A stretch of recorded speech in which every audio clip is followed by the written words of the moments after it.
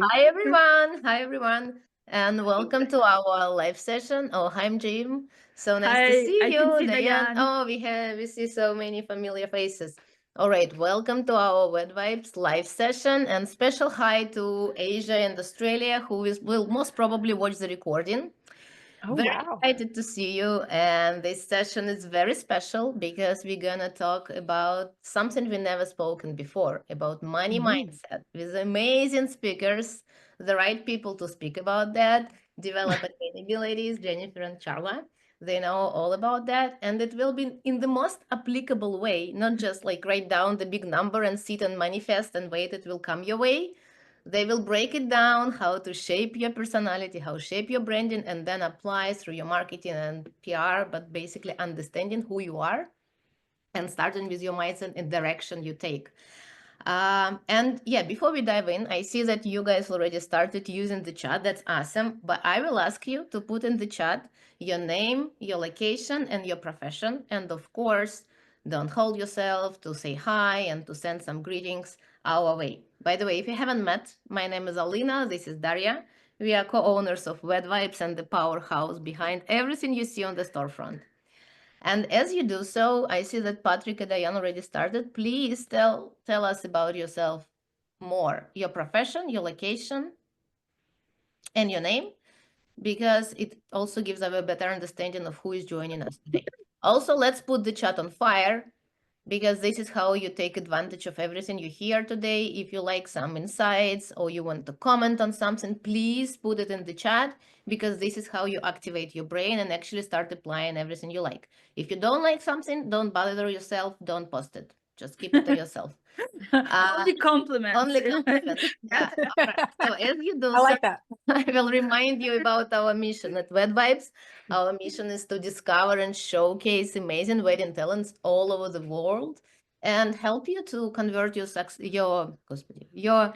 talent into success. My Russian came. Yeah, by empowering Perfect timing. all kinds of marketing and PR tools. And also we foster this amazing community with very honest and transparent conversation. And this session is part of this movement. So with that, I will pass over to Daria, but I will encourage you keep introducing yourself, because I see that only 10 people maybe drop the comment in the chat. So I will pass over to Daria, and you can give the proper introduction to ladies, and then we can start. Yes, yeah. Welcome. Господи, oh God. Oh God, yeah, she just slipped into Russian for a second.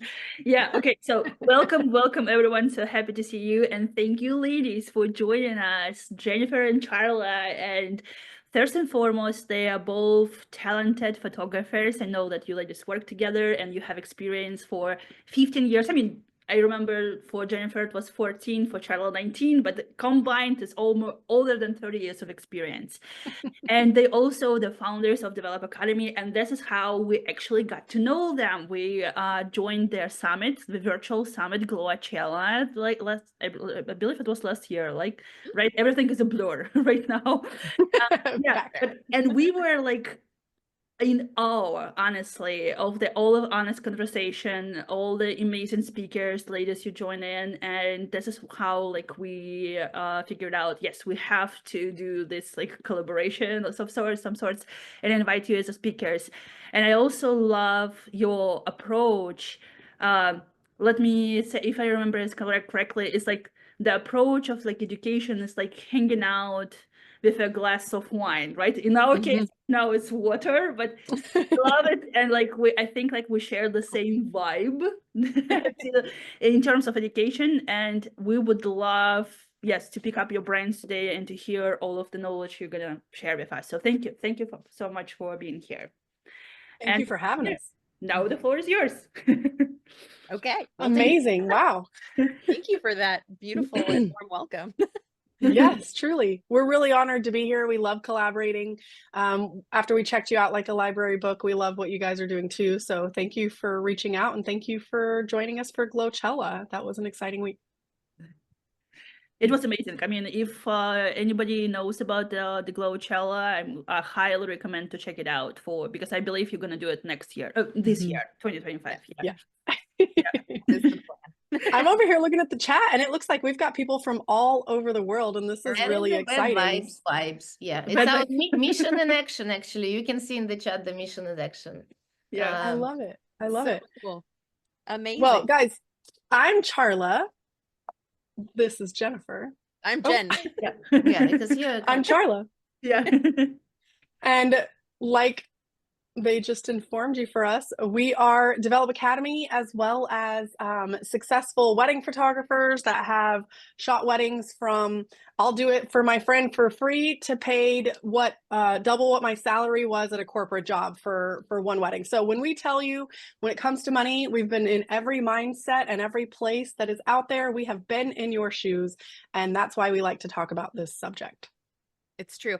And I guess one of the most important things that we recognized really early on in our educational lives as another duo powerhouse of women, just like your fearless leaders here, is that no one is willing to dive in and talk about this topic specifically. Likely because there's so much of it that just matters on an individual level. So it's hard to lead fearlessly when you're talking to so many people, unless you dig down to what we're going to dig down to today, which is going to give everybody a beautiful foundation and understanding of how to move forward with your money mindset and how to reach your goals more applicably. Yes, absolutely. I also want to make sure you guys know that Jennefer owns Kindred Presets. So realistically, we own and operate about 3 businesses. So when it comes to money and business, we know that through and through as well. And that's how, as we've educated all over the US, I can't say maybe the world. Yeah, actually, not the whole world, but we have found that, like Jen said, people don't want to talk about money. They want to talk about the fun stuff. They want to talk about the pretty stuff. They don't want to talk about the hard stuff. And money is, as creatives out there, what we have found is that people just avoid it. So we'll be like, what are your numbers? What's your profit margins?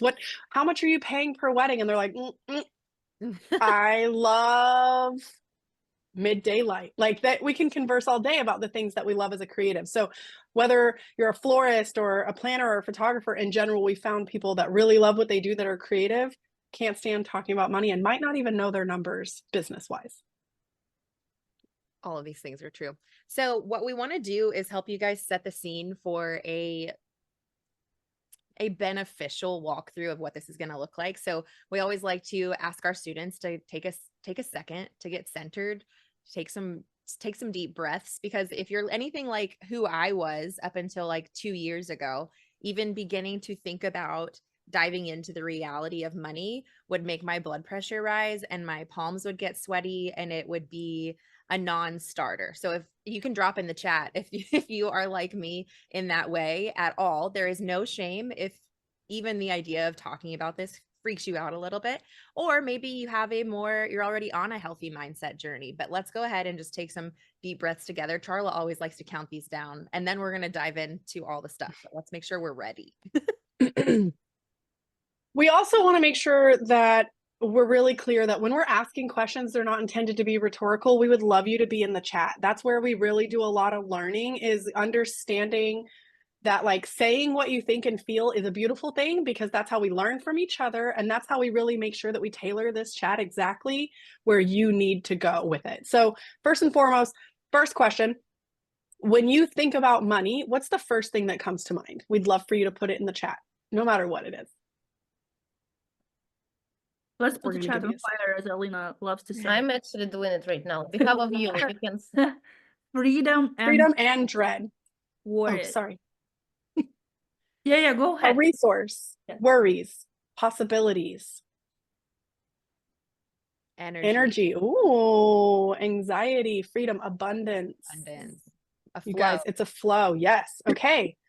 So this is beautiful, because now we know we can have a conversation that's a little bit deeper, since we're seeing some of the things that we sometimes get to dive into, and not always, depending on our audience. So just get ready and be willing to keep the chat on fire.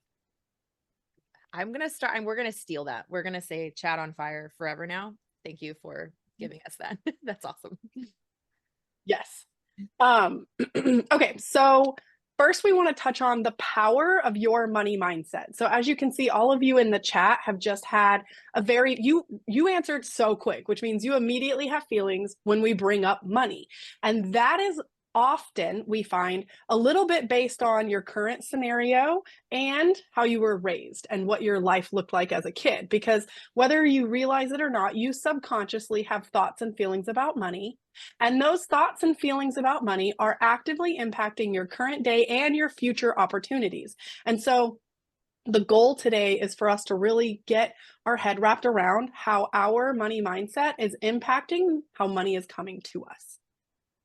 Yeah, so we can see James down in our corner and he's nodding his head along. But it is this thing that we have to rationalize and come to terms with early on in this conversation of what is what we like to call your money story. And so Charla and I always like to quickly touch on our own money stories. And it's really interesting because I grew up in what you would probably consider to be an affluent home. But because of my birth order and the way things planned out and the conversations that were or were not had about money in my household always led me to feel like I couldn't ask for things, that it was a nuisance if I wanted more than what I had. And so that led into my adulthood of never really being an advocate for my own needs or feeling like I had the agency to be bold and ask for more. And that ends up playing into, or it did play into my business, the way that I would price things. Why would I charge $15,000 for a wedding? That is not reasonable. That's not what other people are doing, right? Because I had limiting beliefs about my own possibilities with money due to how I was raised. And Charla had the opposite of that in her own money story, getting started. You were nodding your head, but I could tell yours like the back of my hand. You should do it. Yes, I would. So I grew up, I was told we were poor. So like at school, people were like, made it clear to me that they thought I was poor, but I was always confused because every time I asked for something, I got it, and everything I wanted, I had. So I was young when I realized my family might not have as much money as your family, but I don't think we're poor because we have what we want and what we need. So I didn't necessarily want for anything. I will add that I was pretty easy to please. If I asked for a TV and I got a used one, I was just thrilled to have my own TV. I could care less where it came from. But what it taught me was my parents were always like, you can have as much as you want, depending on what you want and what you're willing to do for it. And I remember being like, great. That has always stuck with me in a sense that like, I'm aware that I can survive with very, very little. So I'm really willing to take some significant risks.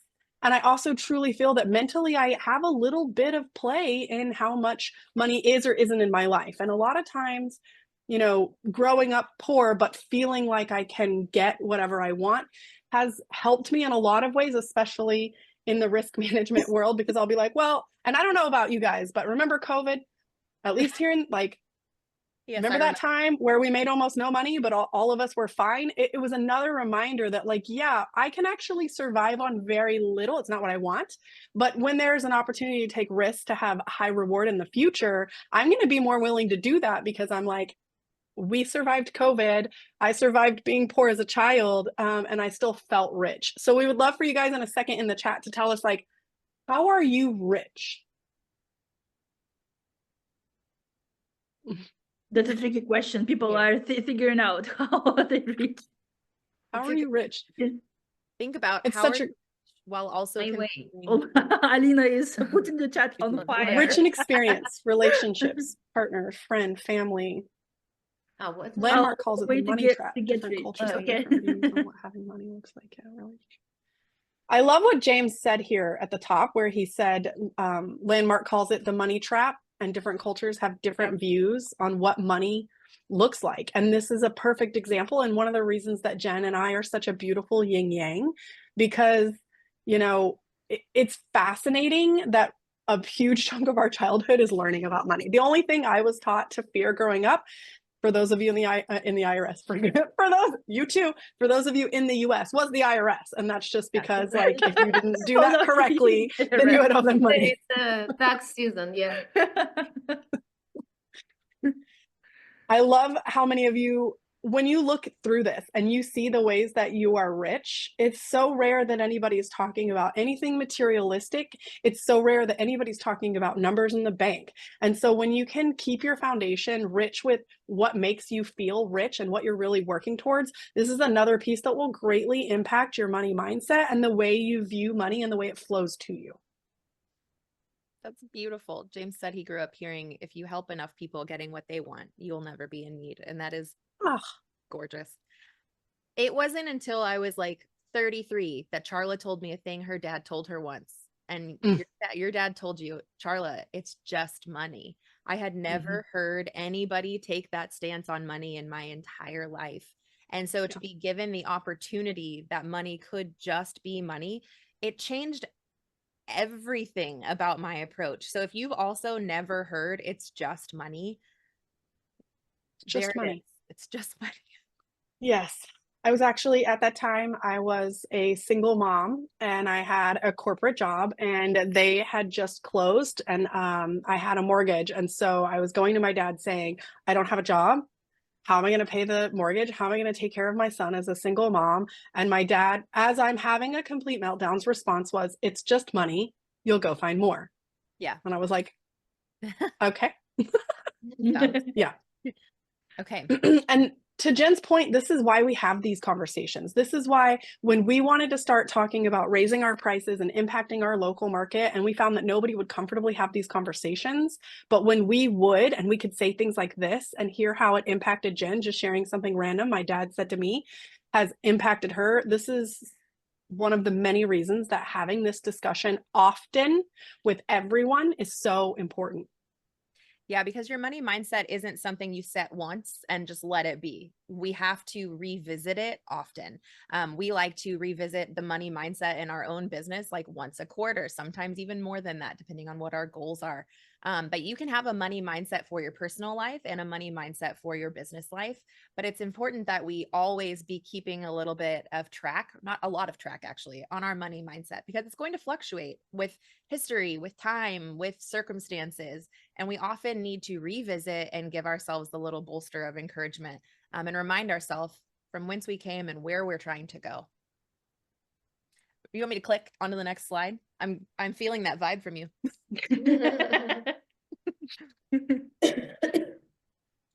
So we're going to jump into a couple of topics because a lot of times people, what they think and say about money and what's actually deep rooted end up being very different. And when there's that conflict in your nervous system and in your body, it's absolutely present in the type of words you use, the way you present yourself. Exactly, Mackenzie. It's so personal. So we're going to talk a little bit about belief. There's really two major beliefs when it comes to money, and that's scarcity and abundance. And so many people in our industry love to talk about abundance, especially when you go to a networking event or you're at a conference, like you're in a space of abundance, abundance, abundance. Maybe you're even a place where you are successfully bragging about yourself, as you should.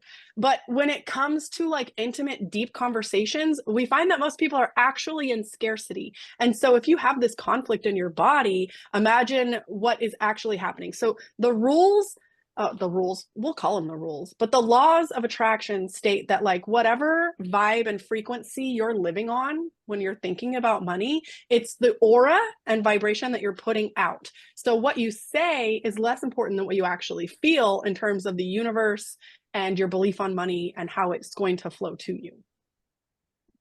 I have no notes to that point, Charlotte. That was perfect. Excellent. So let's break these down a little bit so that you can kind of get a feel for where your like gut instinct really is. Next slide. I'm working on it. So, okay, financial decision making. How many of you have like, it's the end of the year, you need to figure out what you're going to do with money before taxes if you're in the US? I'm not going to lie, I don't even know what you guys have to do outside of the US. Please enlighten me. Is this as wild for you? But if you're in the US and you have too many dollars in your business bank account and you need to make a decision on should I spend it and invest in the business for tax purposes or do I keep it? And your gut reaction on that financial decision making, is it a scarce mindset? Maybe you're overly cautious or avoid investments or avoid taking risks. This might look like you're not going to the conference because you don't think you're going to get anything out of it and you'd rather have the dollars in the bank. And as we go through these, you guys, it's okay if you flag as a scarcity right now. It's okay. It's wonderful if you already flag as a growth. But as we go through these, go ahead and mark down which one triggers for you when we think about these things so that you know where you can put action into whenever we're done. And So imagining like, oh, sorry, go ahead. No, you go. When you're in that, on the last one, when you're in that growth mindset and you think, I'm going to go to the conference to just be in the room, you have no idea what might happen to you. And here's a quick example. Last week, Jen and I were teaching at a conference, and I know some of you might even be at Hybrid Co right now, like the WEDVIBES girls. And, but we were at Landlocked teaching last week. And because we were in the room as speakers, not even as attendees, so we barely even got to actually network with people, we were working. We have like 3 really amazing opportunities that were presented to us. So anytime somebody's like, oh, I've been to that conference or I've done that, the thing is you're not putting yourself in the room to vibrate and find your people and have these amazing opportunities. Apparently, Jen and I might have an opportunity to go teach corporate companies about money mindset because of talking about money last week. Which is great. But as we look forward to, this is where this one gets me. This is why this one's my slide, risk tolerance. How many of you, whenever you have an opportunity to take a risk, are you operating in a scarcity mindset? Because you might be afraid to take risks, and that could have you miss out on potential profitable opportunities. If you're growth oriented with risk management, you're going to embrace calculated risks. You're probably going to be doing a little bit of strategizing. How could we do this? What are the potential payoffs if we do this? You know what? It probably, I knew you would laugh at do. I knew it, which is why I put a pause there. 3rd grade boy over here. I know you too well. God, this is like my bread and butter. Earlier today, I told Charla something. I was like, that would drive me crazy. The risk management in me would not be able to go about my day. So I often have to retrack and retrain where my brain naturally goes whenever it comes to risk tolerance management. In the chat, how many of you are quick to take risks? How many of you are too scared to take risks? Obviously we want to take risks that are educated and they have a little bit of a plan behind them. We're not talking about going base jumping with no parachute here. But yeah, this is going to affect how you take risks. I love the chat. Maybe too quick sometimes. A lot of times it's instinctual and your gut is trying to speak to you, especially if you're getting closer to like your beliefs and your mind and your mental health all being in the same place at the same time with laws of attraction. Your gut is trying to speak to you. So if your first gut reaction is to do something or not to do something, not only should you either listen or you should find out more about why. And a lot of times when you have that negative gut reaction about something and you ask yourself why, you might often find that it's because you're in a scarcity mindset and maybe you need to do a little bit of therapy through something in your childhood in terms of money or early on. So when money management is on the table, a scarcity mindset is just a negative money mindset, might lead to poor financial management and hinder growth. Versus a growth mindset, individuals with positive money mindset are more likely to budget, save, reinvest wisely, and can support business growth. What we see most often when it comes to this is if I'm in the room, especially this last year, at least in the States, we hear a lot of bookings are down. I'm not going to this education thing. I'm not investing in that. I haven't shot in 4 months. That is a scarcity money management mindset, because even if your business isn't actively bringing in money, it still costs money for your business to exist. And so if you're spending money for your business to exist, but you're not investing or getting in the room, then that's, in my opinion, wasted money. What's a little bit more money to make sure that you're going to continue to have things come your way? So when you get yourself in this abundance mindset and this abundance frequency, you'll be able to make, just like Jen said, educated financial decisions that you feel very positive and excited about because you have worked through everything and you know you're going to get something out of it. Now, ROI is never a straight line in this business as a creative. It's often a dotted line, but the return on investment doesn't mean that you showed up to an event and somebody handed you money. It means that your network has gotten bigger and bigger and bigger, and you're looking to the future at how much that can flow work to you because you're in an abundant mindset. Boom shakalaka. I feel like I need to add real quick. Oh, okay. If you're in the, here's what happens though. If you're in a scarcity mindset and you show up to these places and you get in this room, it's felt, just like we talked about those vibrations. And then you're in this place where you're in the room, but not getting anything out of it. So if you're not getting a return on investment, then you need to ask yourself why. And I can almost guarantee it will always come back to a scarcity mindset that is being felt and not necessarily heard. That's all. Thank you. Sorry. Yep, that was great. And then obviously you guys are here. So I think we're talking to a group of people that understands the investment of learning. But whenever you're working in scarcity, it definitely feels like you are stagnant. You're bored, you're burnout. Nothing is going to spur that curiosity, whether that be into learning something new or learning something about yourself and your business. But whenever you're in growth, you want to invest in training. You might be seeking out mentorship. You want to have new skills and new knowledge. And this is going to push you forward. It's a propellant into new dreams, new strategies, new goals. Whenever you want to get to a new place and there's nothing new helping to fuel that dream, you're just stuck. So it's great that you guys are here. I hope that you guys are in community, that many of you have mentors that you can look up to and bring problems and celebrate with. But if you ever do find yourself in a scarcity mindset when it comes to the opportunity of growing who you are and your own knowledge and understanding of why you have the dream you do, then we need to reevaluate, because you're topping yourself off at the knees before you can even get started. Yes. Mackenzie, you pretty much just asked about this. And so we shall indeed look what you put into the universe. Now we're going to talk about it with you. So attracting opportunities. Scarcity mindset can lead to impulsive actions that are really driven by emotion and fears. Raise your hand if you've been in a room and complained about how business is going, and then attracted people that also had similar complaints. Yes. I'm not going to keep repeating it, but it's because that's what you're attracting. And as you're complaining together, you're building and building and building this negative, quote unquote, energy. Now, don't get us wrong. It's okay to have a negative thought or feeling, but you have 17 seconds to change that thought or feeling. So cognitive behavioral therapy tells us that when a thought enters your brain, you have 17 seconds for it to either cement, Jen, thank you, into your day, and change your thoughts for the day and maybe your mood and the decisions you make. Or in that 17 seconds, you can feel it and you can redirect your brain by telling it that that is not the truth, or changing the story or the narrative, which will impact the way that you're feeling and thinking. So attracting opportunities in a scarcity mindset means that you'll continue to attract people that are also in a scarcity mindset.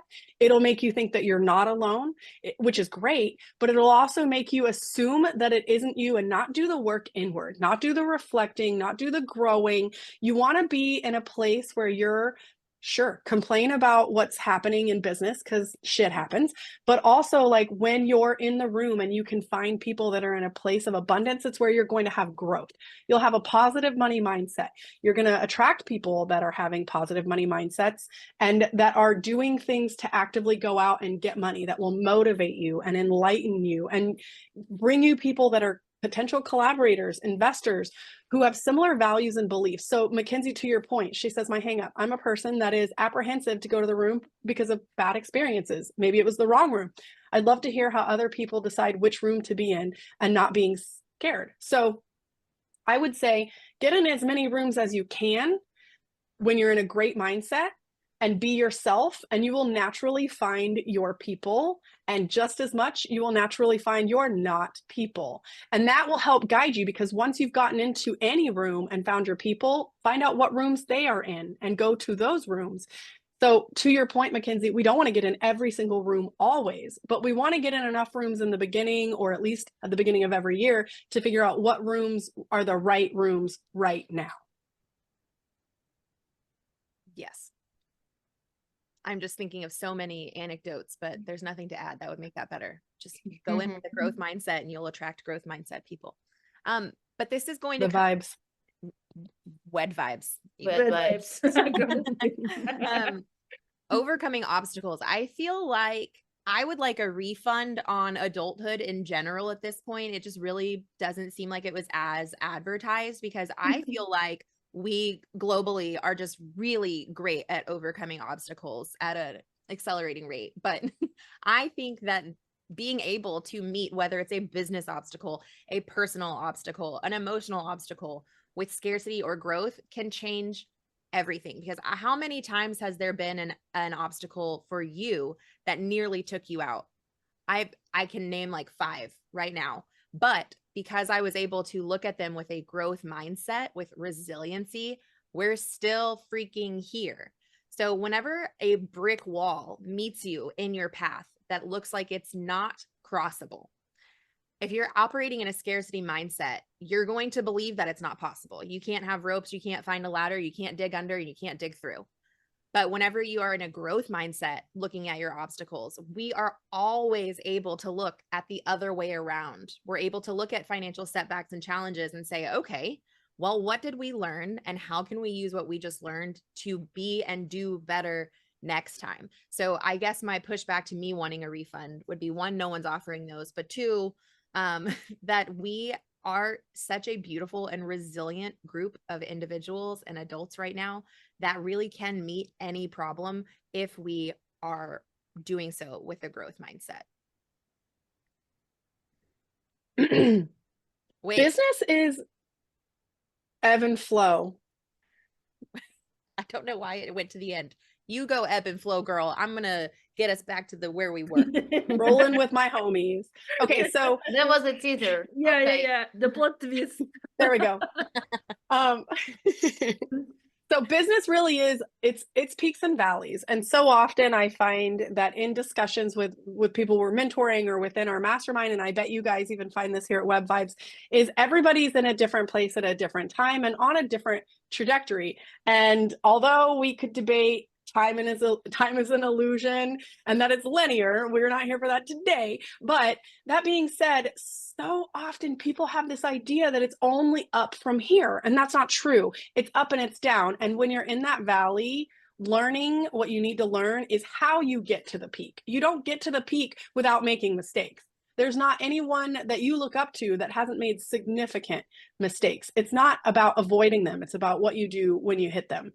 Now, today, we're definitely talking James just said the cha-cha. This is one of my favorite quotes. Yes. I say it all the time. I'm like, 2 steps forward and 1 step back is not failure. It's the cha-cha. It's a dance, and it's how we get more and more beautiful with our hips, right? James. Now, James is an today artist. I can tell. James is on my toolbar too, so I keep getting to see him, and I love that you're making us feel better with your positive vibes coming our way. So thank you for that, True. James.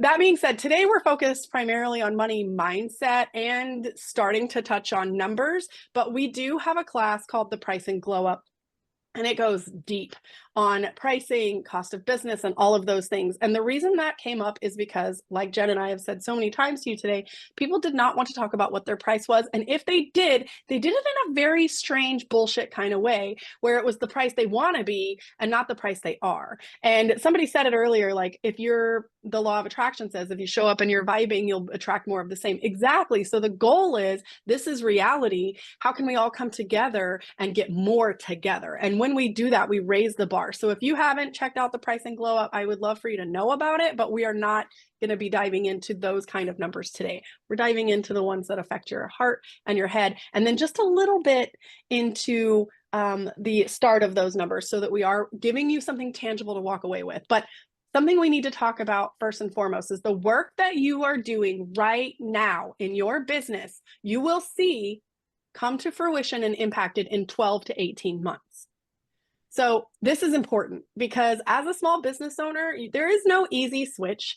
There is no, it just happened. No matter if you change your mindset now and you start to take those actions, it still takes time to see it happen. So imagine that everything that you're doing now in a positive way, you will see start to flow to you in 12 to 18 months. So you should be looking to make do one thing every single day towards your goal 18 months from now. This is important because so often when we talk about raising our prices, people say, well, I have bills to pay, or I need to take care of this. And we want to state everyone is in a different place. Some people are making vacation money. Some people are single moms who need to pay mortgages and whatever.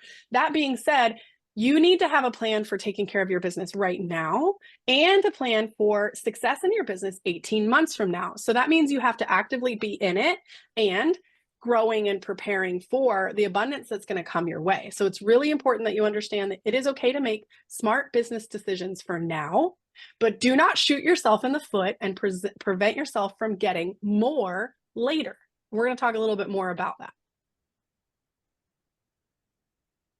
Yeah. So as you're staring down the face of all of this change and you're embracing what's to come, what we also have to really dig into is the value we're bringing to the room. So in the chat, what is one thing that you would propose is a value you bring to your business that makes you unique? What is a unique value proposition that you bring to the table? I can tell you, I bring good vibes. I can read the room, and she is asking you guys. So drop it in the chat. Like, what is a unique value that you add? I feel like for me, as an example, I can read the room. I can kind of mirror and adjust whether I need to be more or less and who I need to prevent from messing up the vibe of my client. What about you, Jen? I put in the chat that I'm a world-class strategist. Oh, thank you for that. Thank you for that. Get off. When we talk to people about raising their price, when you think about raising your price, what is the first thing that you think of? And I would love an answer. Anybody, if you want to. Oh, she's in the chat. I'm like, you can just share it if you want. For years, it was no one's going to pay that. For years, it was my competition isn't charging that much. And I think that's where a lot of people operate is, well, I know what I should be charging per wedding for how many weddings I want to do a year, but the person who steals most of my leads from me is $4,000 cheaper than that. Right? Yeah. I'm sure you guys have all heard this. Like, you are not your client. You are not who you are selling to.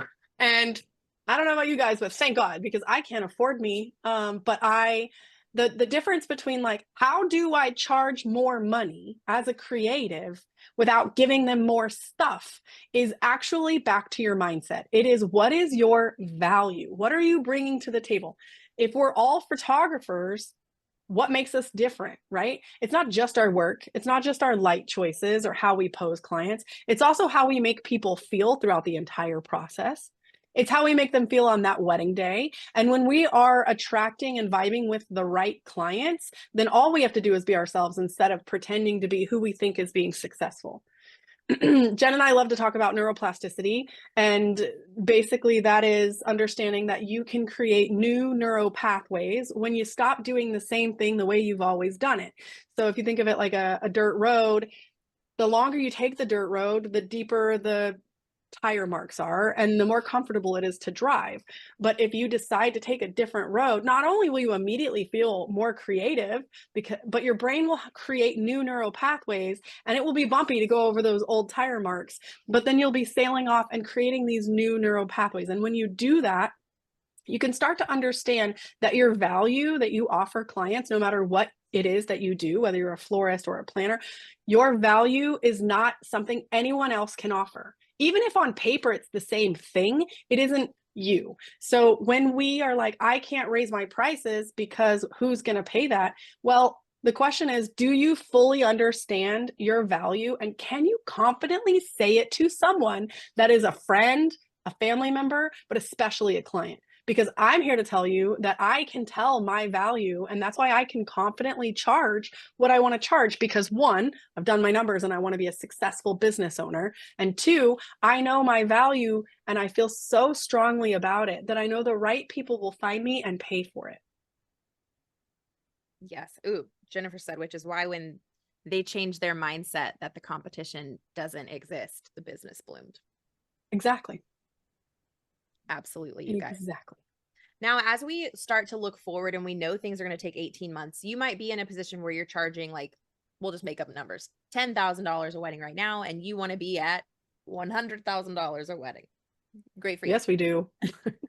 So what we're looking at there in that moment is that one of the best ways and the only ways that we can do so and make these big jumps with a safety net is to have a nest egg. As a business owner who took big risks and calculated ones with no nest egg to support me in that lull of booking, I can tell you that this is what I wish I would have known before I fucked it up myself. So what we need to have is a safety net below you. This could be 3 months living expenses, 4, 5, whatever you feel is good to you.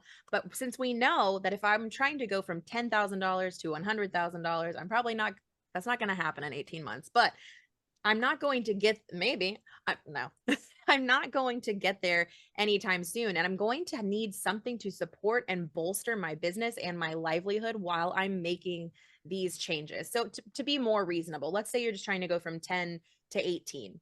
That could happen in 18 months with no issue. But if you're going to hold fast to this new budget, these new proposed prices for those 18 months, and you don't have something to support you or a way to support you in saying no, then you're going to have a really hard time defending your value.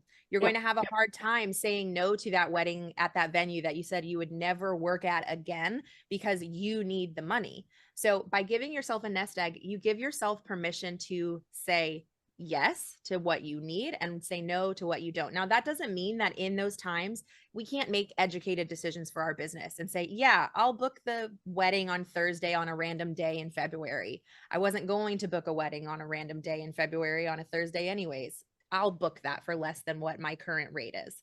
I want to do this one that feels like it would be a humanitarian effort for my business and it speaks to my soul. I can do those things, but we can only do those things when we feel financially secure to be able to do those things. So if you've never thought about building a nest egg, this is your sign to go ahead and do that, because all of the rest of our talk, everything we've got left is going to be supported and bolstered by this safety net.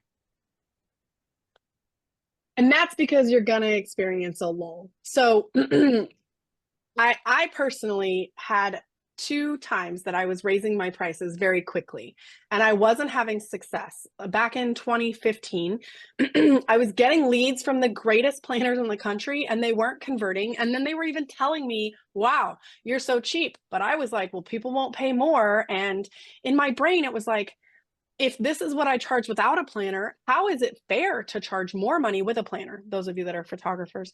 And I found myself being stuck between the now and the 18 months. And then as we chat with people, they're like, how do you like get out of this, right? Because what's happening is if you're having great success in your business right now, you have either found your exact niche and you're making the money you want, and congrats, slow clap to you. I wonder why you're here, not mad about it, but likely you're experiencing success, but you're wanting to charge more money, but you have so much success in this tier that money is dangling in front of your face. How do you turn it away? That's so hard to do, right? Especially when you worked hard to be there. So let's just say that now you're charging $10,000 as a wedding photographer and it's easy to get work, but you're working more than you want and you want to work less. And so to Jenn's point, you want to make $18,000 a wedding and cut them in half.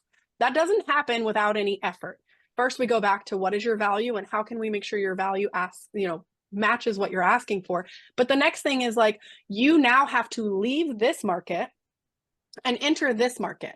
And that doesn't just happen overnight. So you have to get to a place where you can say no to this one, no to the money in your face, so that you can say yes later in 18 months. And we do that with that nest egg because you are going to, and you should plan to experience a lull as you are growing, because you now need to get in the room at this new tier and have an impact and start to get money flowing to you. So if you have that nest egg and you're putting in a little bit of work every single day for now and in 18 months, and then you get yourself into that room, you have to get to a place where you're able to say no in this tier so you can say yes in this one, with that nest egg and expecting the lull.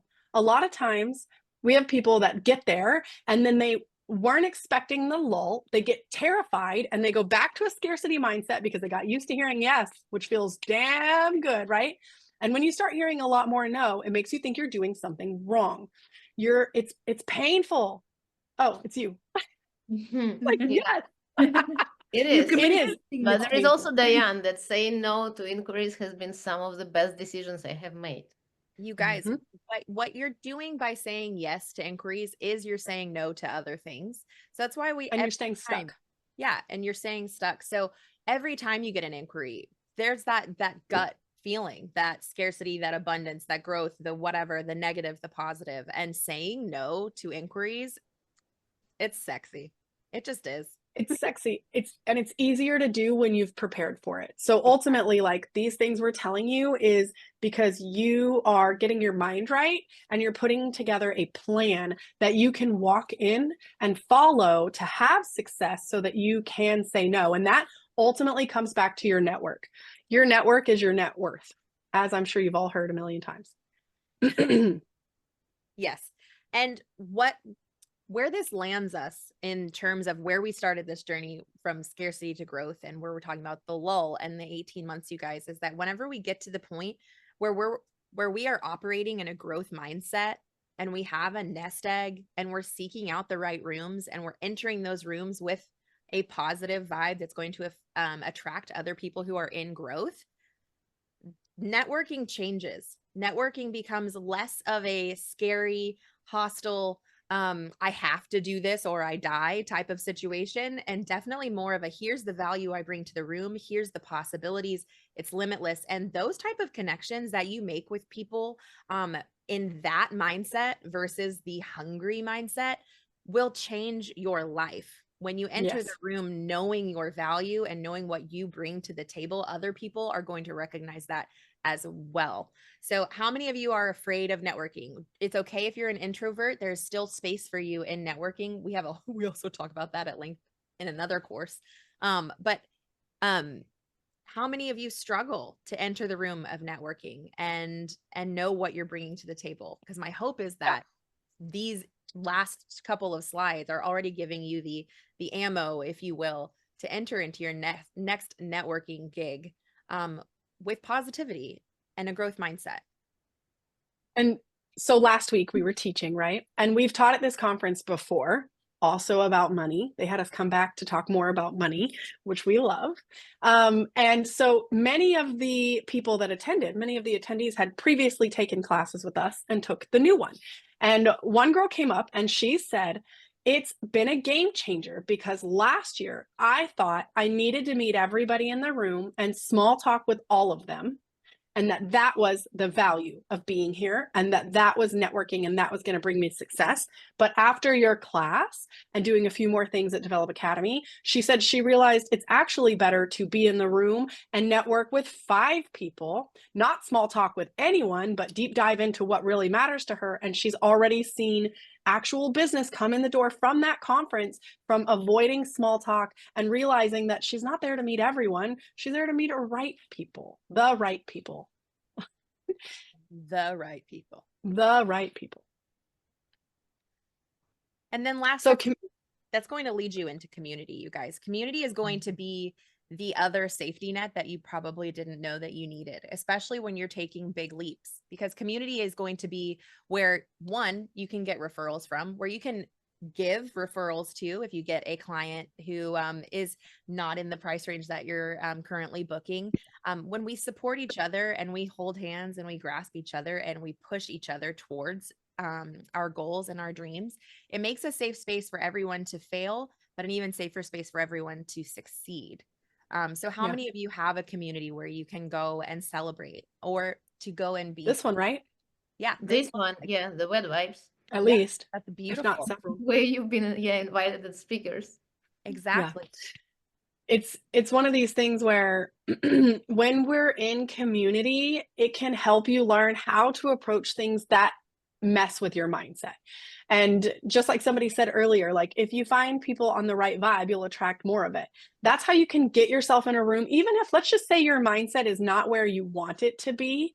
But if you can enter the room of the people who have the mindset you aspire to have, you will find yourself thinking like them, seeing the way that they do things and approach things, and it will rub off on you, and then you will become more like them. So it's like a magnet. You have to choose to find where you're attracted and what you want, and you often do that perfectly with community. Obviously, everybody here at Wed Vibes really wants growth in their business and wants community, and it seems like you guys are all over the world having each other, which I think is absolutely Amazing. incredible, because we have so much to learn from each other across the pond, if you will.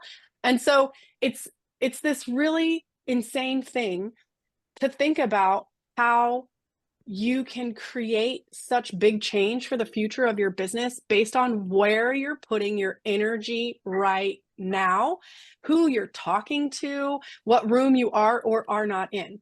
I did want to say, Diane says, I had to re-enter the room, sort of, because she had a child during COVID when everything was shut down. And now that the kid is back in school, she's going back out and doing more networking, and think it's important to note that life changes and not to feel bad when your situation changes. Absolutely. But you know what? You could have had community, and maybe you did, that whole time. I have two toddlers, 3 and 1, and an adult child, and I wasn't necessarily out in all the rooms, but because I was very confident in my value and my price and my mindset, I did make sure I was in the right rooms, but I was always in community, because there are many times, for those of you with young ones, that your mindset can be shooketh to the core because you have no sleep and no personal care time. And so you're also supposed to run a business. But to your point, yes, our situation absolutely changes, but when we're in community, it helps us get back to baseline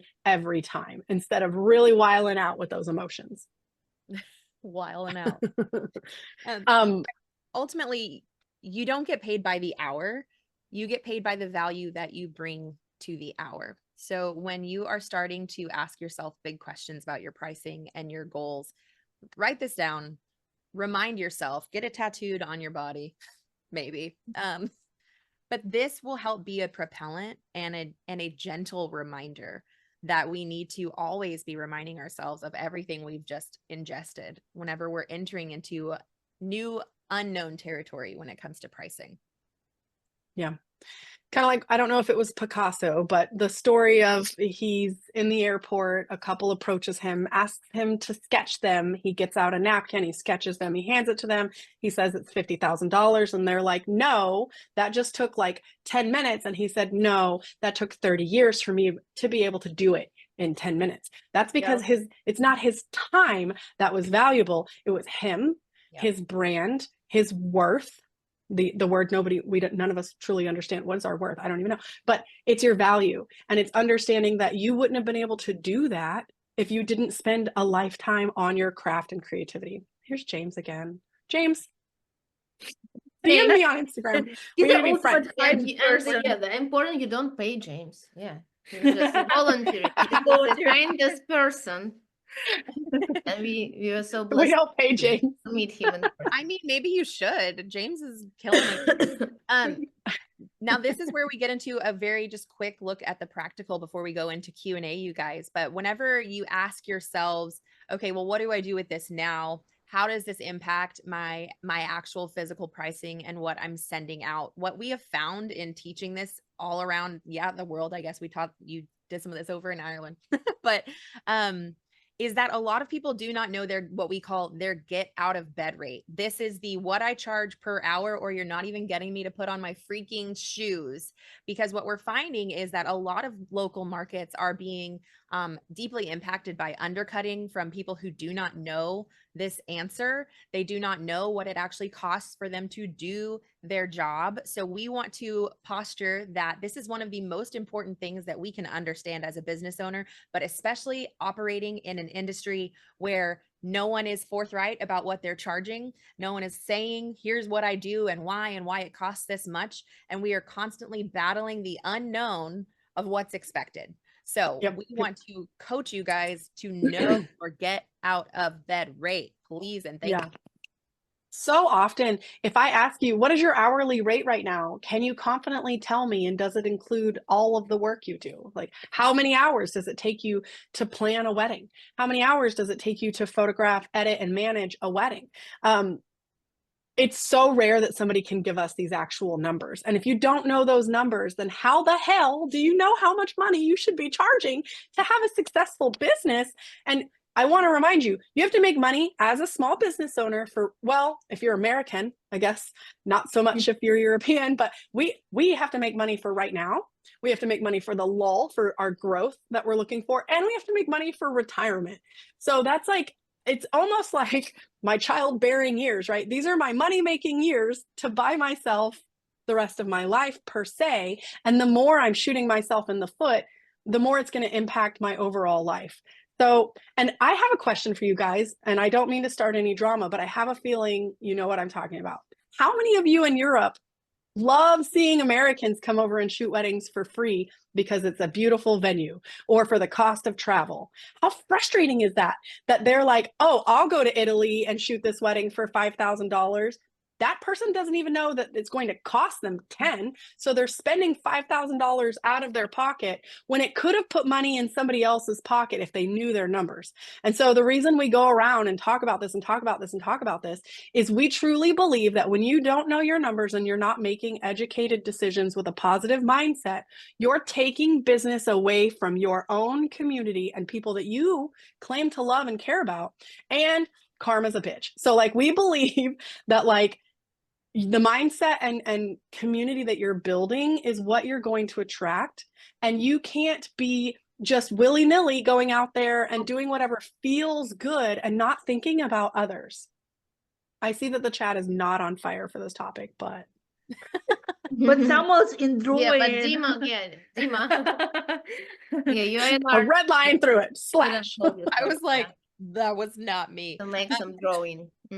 You guys, if you have your phone out, this is a quick QR code to go and grab a pricing calculator that we worked with our CFO to create for our community that you can grab. It's $19, but it's going to help you break down your cost of doing business all the way through to where you know what it costs for you to just get out of bed and do a wedding, so that you can confidently stand not only behind your value, but the numbers. So feel free to go and scan that little button. And we, just to add to Jen, we have it for photographers and planners and then whatever else. And it's really, it is what your accountant, if you don't have it, your accountant will be so happy. I still think there's a missing slide, the vision casting, sorry.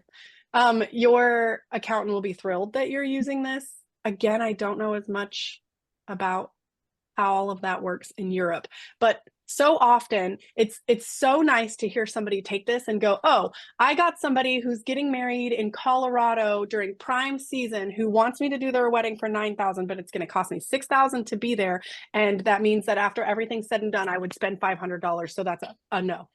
Not because they don't want to, but because it's not a good financial decision. And creatives love what they do so much. You need these parameters to make smart business decisions, because otherwise you will just work for free for the love of it. And that is not going to help future you have the life that you're trying to build. I don't know where the vision casting slide went, Charla, but that doesn't mean that's okay. It might be after Q&A. I don't know. How much time that's okay. we have, so. Before we get into questions, we do like, since it's really mindset based, if you would all not mind, similar to what Jen had you do at the beginning, if you want to take a few deep breaths, maybe like 4, like really deep, inhale, close your eyes, exhale, kind of like yoga. Inhale, exhale, keep breathing, but we want to do a little vision cast. I want you to think about your goals for 3 to 5 years from now. What does that event look like? Whether you're a planner or a photographer, let's just say everything you're dreaming about and working towards happens. What does the room look like? You're actively in the greatest wedding you've ever been a part of or event. And you're looking around. What colors do you see? What vibes are you feeling? But most importantly, think about what it took for you to get there. What things do you need to start doing today to get there then? What would future you want to tell you right now to lead you to this place? And then we want you to open your eyes and write down one word or whatever note you need to tell yourself that future you needs you to know right now to get to that moment 3 to 5 years from now, so that you're in the frequency of abundance, the mindset of abundance. You've done the work and you deserve it, and you confidently know your price, and you're getting paid for now and for future you. And feel free to share whatever that is or whatever word that is. Oh, you deserve it. Love it. In the chat. Patience and truly enjoy the journey. Oh, I love that. Keep saying no. Trust your gut. Stay present. Fire. How hard is that? Hard. Future you came back and said, be humble. Put your phone down. Put your phone down. Trust. Listen. Be happy, which we could say is mindset, choice.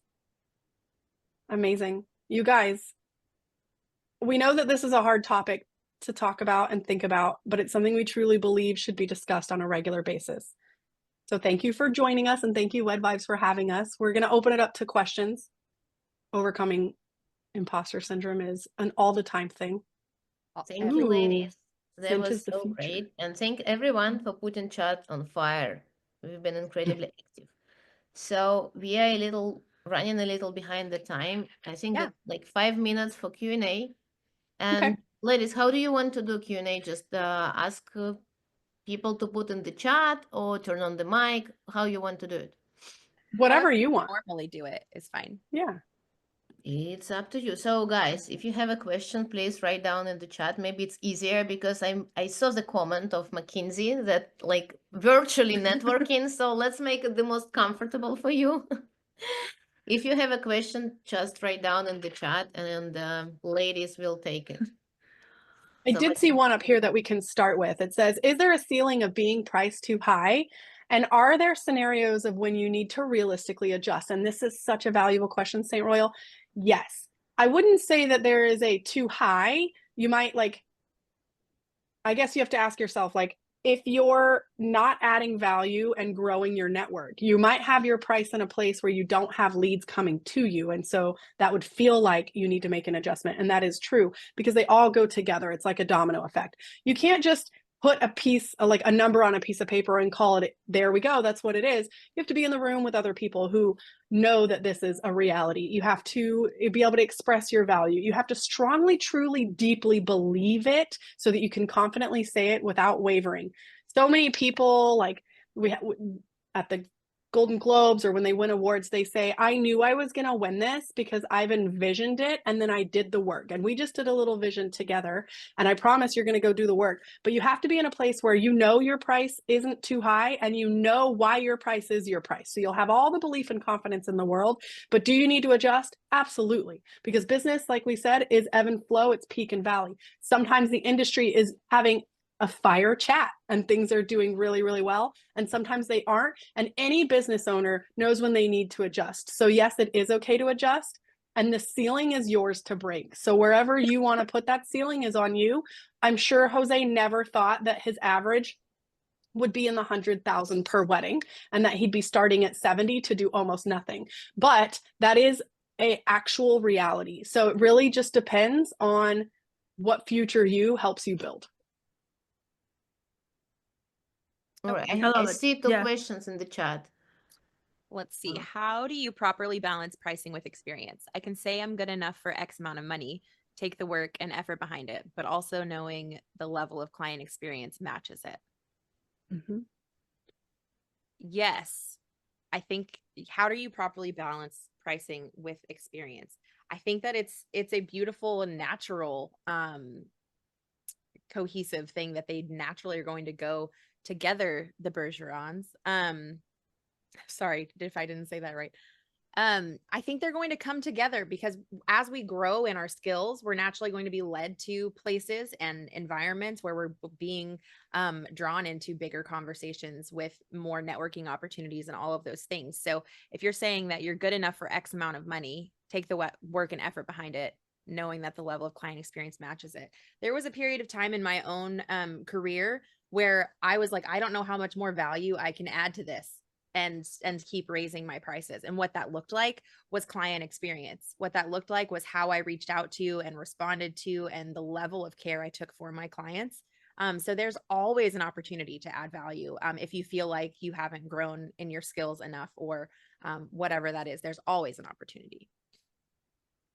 I would only add that like the community piece, if you're a collaborator and you're finding ways that you are adding your value, but like open the window a little bit, maybe you see James here, he said scent is the future. Is there any way that you can bring in a collaboration and uplift a friend that then helps them but also adds value to you and your experience? A lot of times planners want to work with the same photographers over and over if they found that they're on the same vibe, because then they both give the client just a little bit more so that they can give each other a little bit more, so that future you gets the work that you want in the future. And so that is another way that you're adding value, is collaborating and doing more and more for your clients. And then also just remembering that the client's expectations also change. And that adds value because now you're operating at a higher level. And a lot of times that looks like preparation. Your planners can be sending you a design deck. You can be creating custom styling items that you only use one time. Maybe there is a custom scent that you have worked with someone like James, and you're able to find a way to put that on your thank you note that you're sending to them. It's just this experience that's unmatched. And it's not just with your client, it's also with all the fellow vendors you're working with. You're adding value by also being their advocate. And if you're a photographer like we are, getting their marketing material and caring enough to know about what they do to do that just as excellently as you do portraits. Yeah, that's a great comment. And before we'll move to the next question from us, I would also build on, because the thing is, you can know the value you bring to the table. The very important thing to communicate it, because it's only you who knows about that. It's good. It's a great thing to do and to be aware of that. And the next step is your marketing and communication. That's also something that we should be conscious about. And like in this 18 months journey, saying no to something wrong, it's not just because I'm so confident and deserve better, because I know that I deliver value, but also communicate the value you deliver. And there are so many platforms and the ways. Of course, Instagram is the biggest one, but also even working to Charla point with your like other planners, photographers, I don't know, in the community, again, communicate and showcase. But we're constantly working on that, because there are a lot of good products on the market. If people don't know about them, they don't buy them. So we are a product and we have to communicate our value, not only silently be aware of this.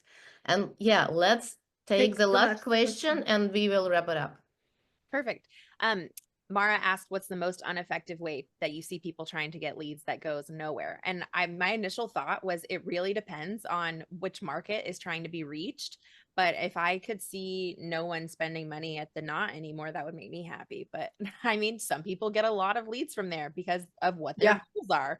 So no hate if you love the Knot and you're getting qualified leads and you're reaching your goals, fantastic. Otherwise, I would say it really depends on what your goals are as to what is going to be the least effective ad inquiry spot for you. I would say being fake and mirroring.